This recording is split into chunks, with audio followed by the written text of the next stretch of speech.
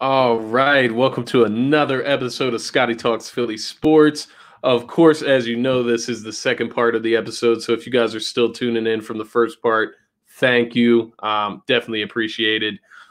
Shows me you're a diehard Philly fan. So you like both teams. That's good to hear, and that's good to know. Thank you for checking me out. I appreciate you. If this is the only episode you're checking out, thank you still. Still appreciate it. Any content you can check out of mine, I appreciate it. That's what it's out there for.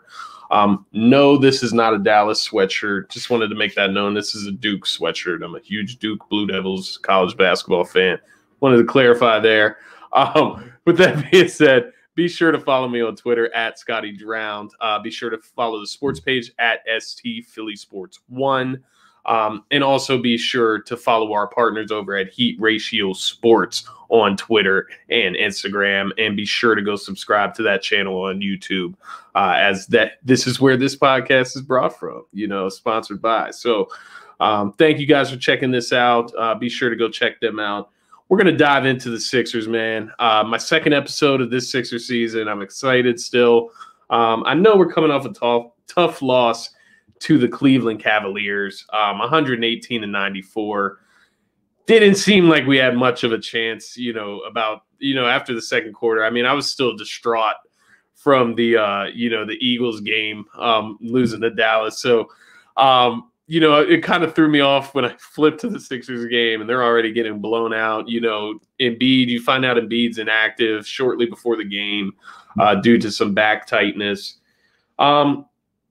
We'll dive right in. This is going to be a really quick episode. Obviously, we don't have a lot to go off of with the Sixers just yet. I'm not jumping to conclusions. I hope you guys aren't being over dramatic. I hope you're not jumping to conclusions. We don't have to go and sell the farm for Harden just yet. I mean, nothing is proven. Nothing has been solidified. There is one worry. I mean, you have to wonder about Joel Embiid.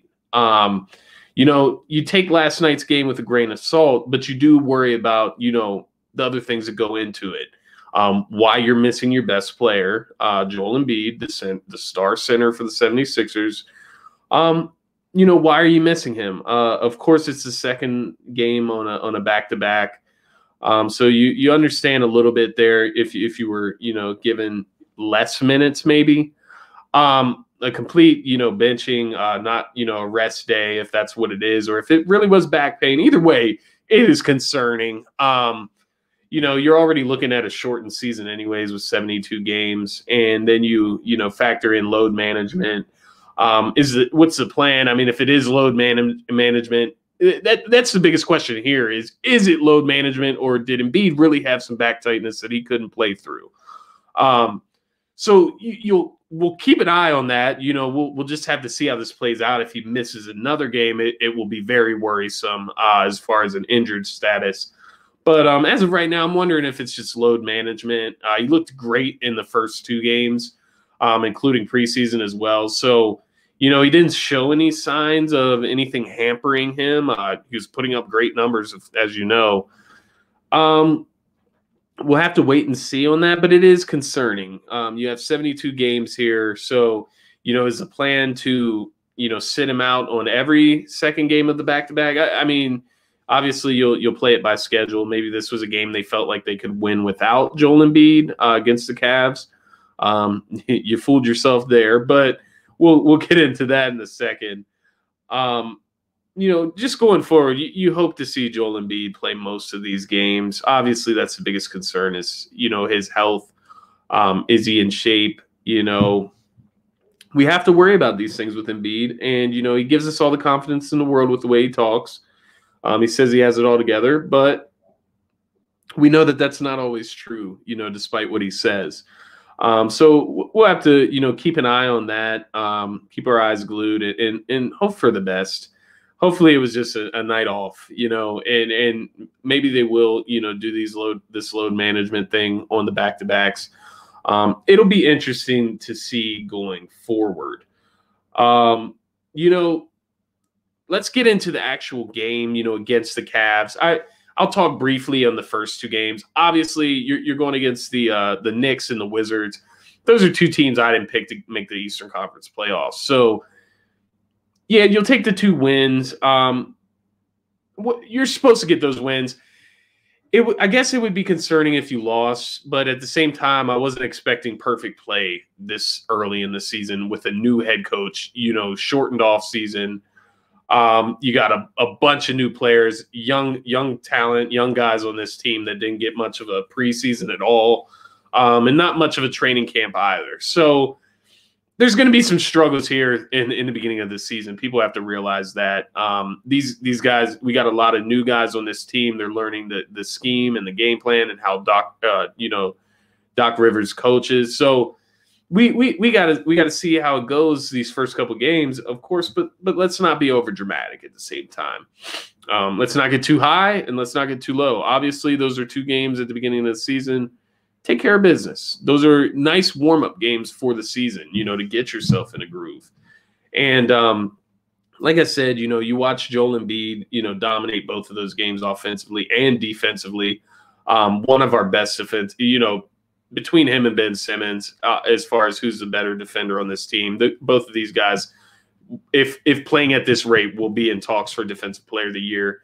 You have Embiid out there blocking shots, grabbing boards, taking charges this season. He's took several charges already this season. You got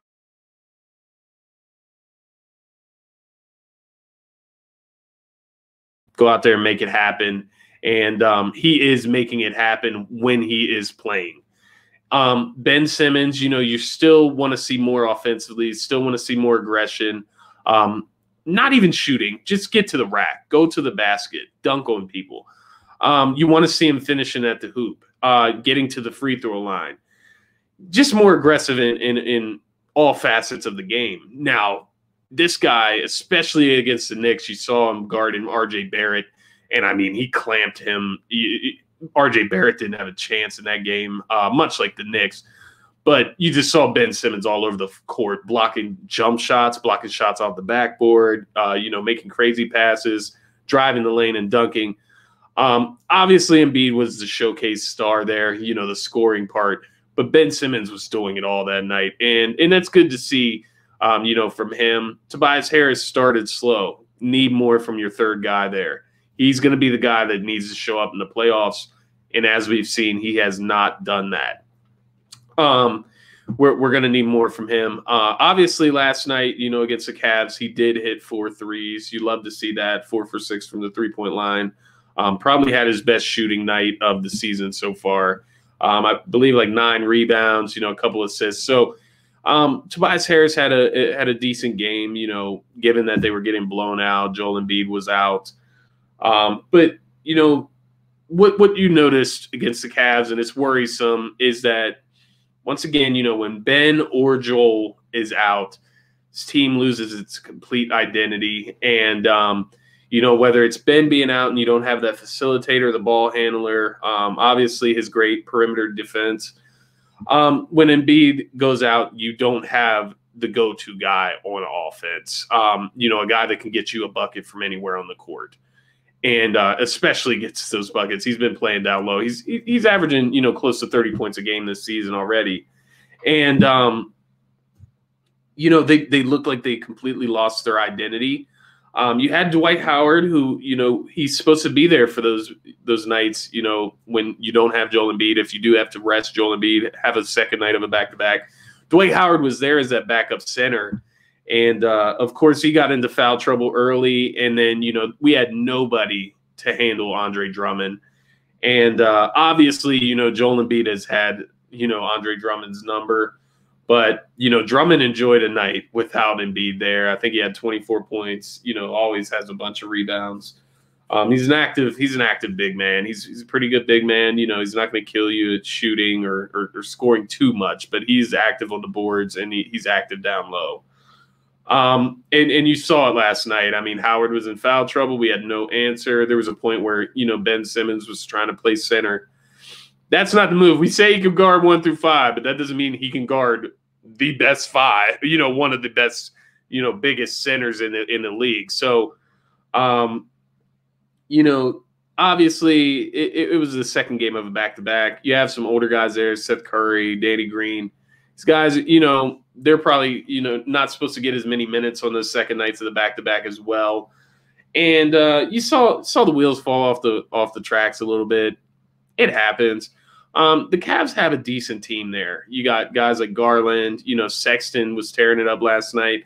And then you have guys like Nance, a lot of, role players there. Now, they were without Kevin Porter Jr., a couple of their guys there, Okoro. And but they're a young, prosperous team. I mean, they're a team that could sneak into the playoffs at an 8 seed. So it's not, this all world-ending loss. There's nothing to panic. We got to let these guys get in a groove. Give Seth Curry more than 3 games to get in his groove. It seems like he is coming around, but give him some more time. Danny Green, we'll see what the word is on him. He hasn't looked good at all so far. Let's be honest. He's not hitting threes. If you're not playing, he's played decent defense, I suppose, and that's what you're going to keep him in there for.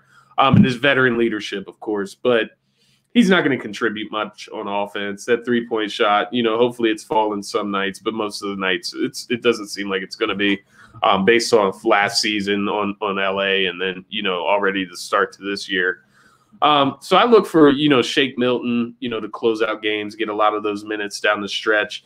And eventually Tyrese Maxey is going to get those minutes. He's going to come around. He's a rookie. Very talented rookie. The whole fan base, we can all see it. Everybody's high on this guy. He's a pure point guard, very active, very great at facilitating, driving and kicking. Everything that you need a pure point guard to do. And it's just finally nice to have, a competent ball handler, behind Ben Simmons there.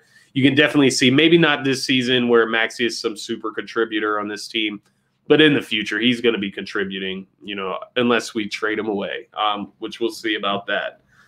But, yeah, that's the main thing. I saw a lot of panicking, the Sixers need, James Harden scoring.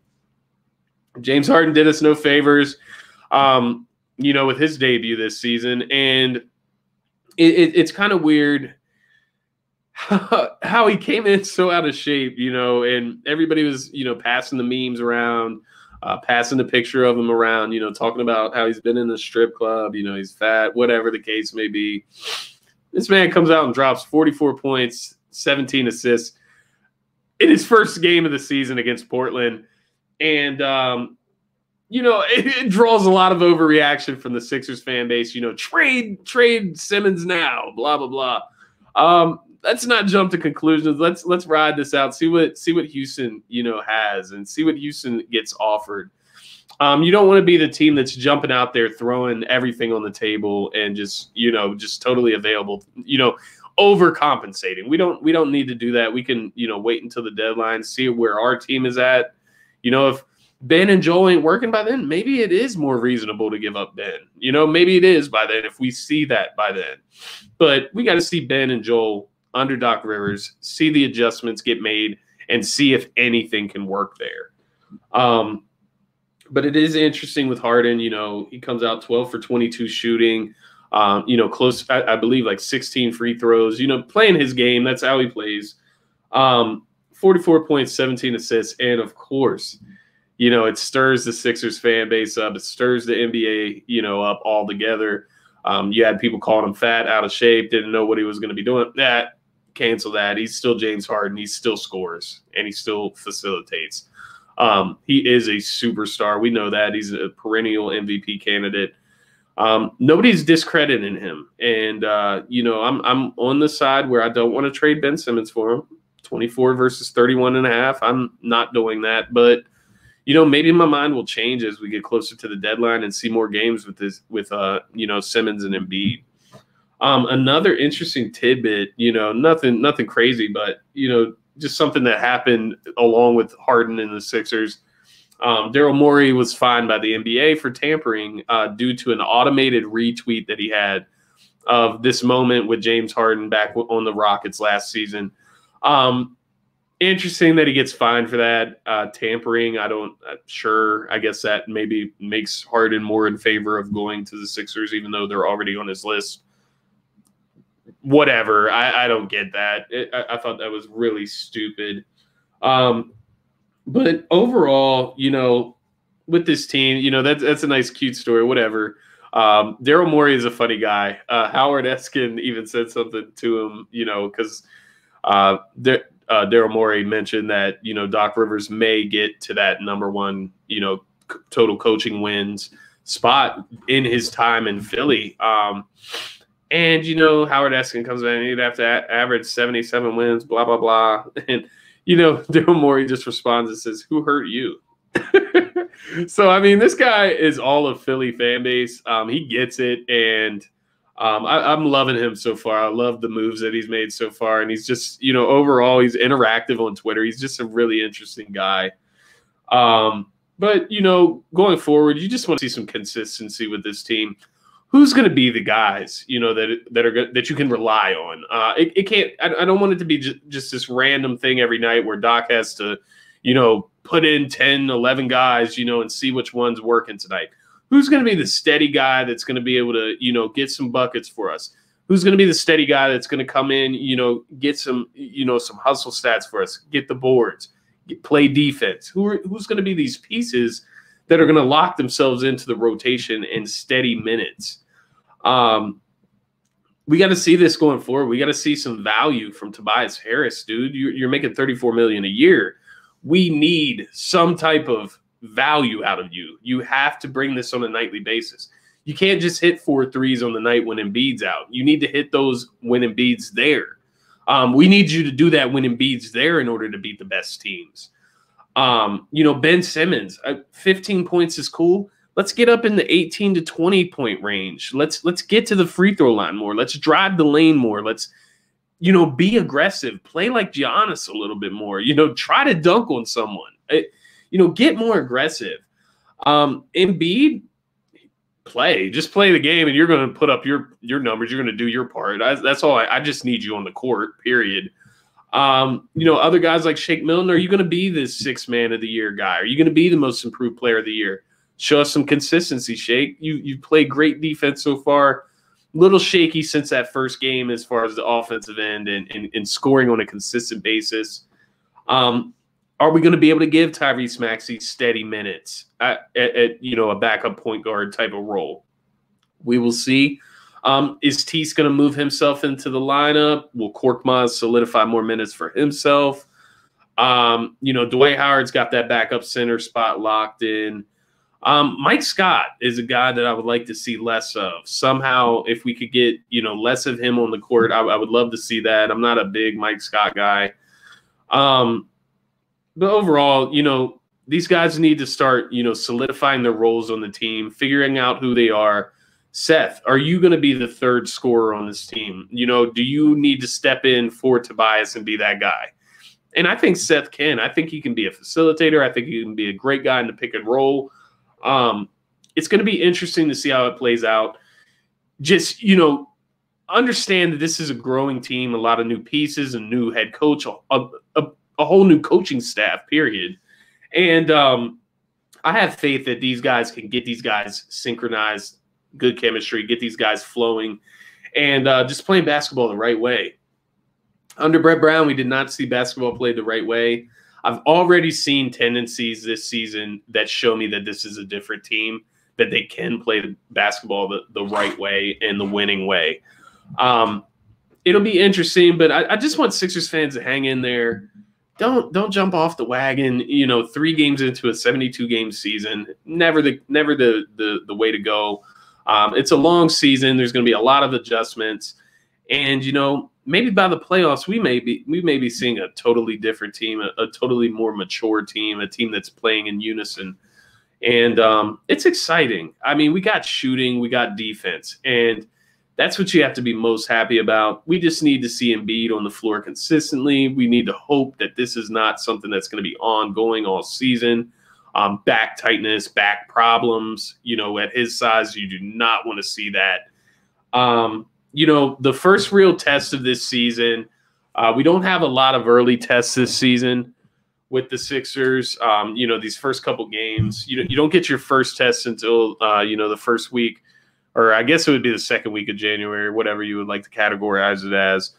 January 7th, we will run into the Brooklyn Nets, KD, Kyrie, that whole gang there.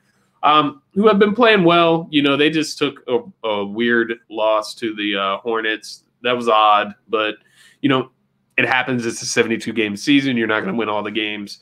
But that will be the first real test, and then we'll see, you know, the Miami Heat shortly after that. So that'll be another one. But it'll be interesting to see us matched up against teams like Brooklyn and Miami, you know, teams we're going to be competing with in the East, you know, in order to try to get a championship and get to the finals, get to the Eastern Conference Finals, get to the, you know, the NBA Finals.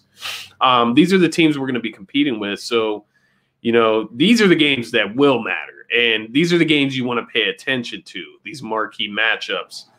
I'm looking forward to it. I think we can match up well with the Nets, and I know a lot of people won't believe that. But you know, believe it or not, the Sixers have the best chance as far as anybody that has a shot at guarding Kevin Durant and Ben Simmons. There is not another team in the Eastern Conference that has a more capable defender for Kevin Durant than Ben Simmons. You know, people may say Giannis. We'll see about that. If he even guards KD, we'll see. But you know, between those two, I would say are your top defenders in the Eastern Conference as far as, you know, guarding those wing players. And it's going to be interesting, guys. And I can't wait to see that first matchup. But that will be the first true test of, you know, a team that is going to be around in the latter part of the playoffs this year. And it's something to play, you know, pay close attention to. But like I said, guys, this was going to be a nice, quick episode about the Sixers.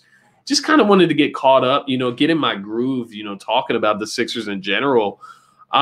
We're gravitating towards basketball season. I mean, the Eagles season is over. You know, I'm not going to dig into the offseason, you know, too much too early. I'm going to, you know, get a couple of these season-ending shows in about the Eagles with a couple, you know, different perspectives and you know, characters. But we're not going to dive into this Carson Wentz and Jalen Hurts. You know, if we dive in now too much, we're not going to have anything to talk about later. We're going to keep talking about the same thing. So I'm not going to touch that stuff too much until the actual NFL season is over and it's the actual NFL offseason. We will really dive into that stuff. But you know, I'm going to be focused on the Sixers here. We got the Flyers coming back to action soon. So you know, we're going to have sports to pay attention to here in Philly. With the NBA, I tend to get, you know, I touch on a more broader scale. NBA is a players league. We like to hear about players. We like to know what's going on in leagues like that. So I will touch on some all around the NBA stuff. I'll have some different personalities on here, different guests. Be sure to check it out. You know, we're gravitating towards the Sixers. It's Sixers season, baby. But thank you guys once again for checking out this second part of this episode for this week. You know, I wanted to touch on the Sixers, wanted to touch on the Eagles today, got both of them out. And I hope you guys, you know, enjoyed. But, you know, be sure to follow me on Twitter and Instagram at Scotty Drowned. Be sure to follow the sports page at ST Philly Sports 1. That's on Twitter and Instagram. You can also find Scotty Talks Philly Sports page on Facebook. All you got to do is type in the name of the podcast. And, of course, on all the main streaming apps. Apple Podcasts, Spotify, Google Podcasts, Spreaker, Anchor. We're on all of them. And, of course, remember to like and subscribe on YouTube. Love for you guys to see my pretty face, right? But, no, thank you guys for tuning in. Hope you guys have a great week. Enjoy, you know, this last game, this upcoming game against Washington of the Eagles. But get ready to ride for Sixers season. It's going to be a long one, and it's going to be hopefully a very successful and exciting one. Thank you guys for tuning in. That's going to be it for today. Peace.